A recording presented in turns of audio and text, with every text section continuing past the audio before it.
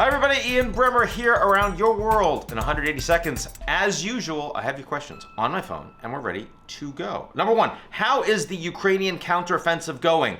Well, it's just started, so it's a little premature to ask me that question. Right now, you're looking at probing attacks, artillery, for the Ukrainians to try to assess where Russian defenses might be weakest, so that when Zelensky gives the order for the full counteroffensive, it's starting, but not with masses of troops, that it's most likely to succeed. And there is general optimism right now. The Russians are dug in along 3 lines of defense in southeast Ukraine. There's pretty significant optimism the Ukrainians will be able to break through 1, at least maybe 2 of those lines of defense, which puts them in striking distance of artillery of the coast of the Sea of Azov, which means being able to threaten the land bridge to Crimea. That's a pretty big deal. It improves Ukraine's ability to negotiate if that happens after the counteroffensive is over. Pro-democracy opposition parties swept the Thai elections. That's true. Will they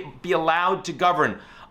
Well, you know, the elections were free. They were fair. But the system structurally advantages the military and the pro-military parties and electors.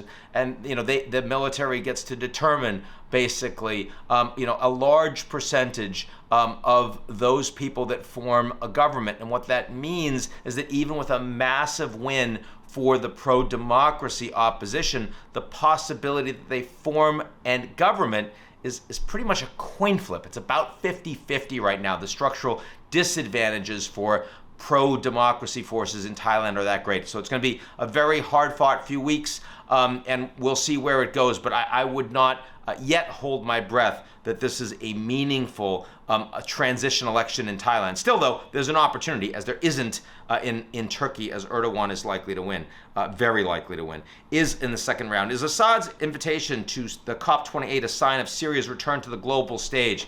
I don't know if I'd say the global stage. Remember, this is in the Emirates, it's Abu Dhabi, and there has been a re-engagement of the Gulf states with Syria's Bashar al-Assad. That does not change the way the United States is feeling about Assad, or most of the Europeans for that matter. But, you know, despite the red line and, you know, the whole Assad must go, that President Obama once said, and Obama's well gone, Assad is still there, and Assad is now increasingly someone that you engage with internationally.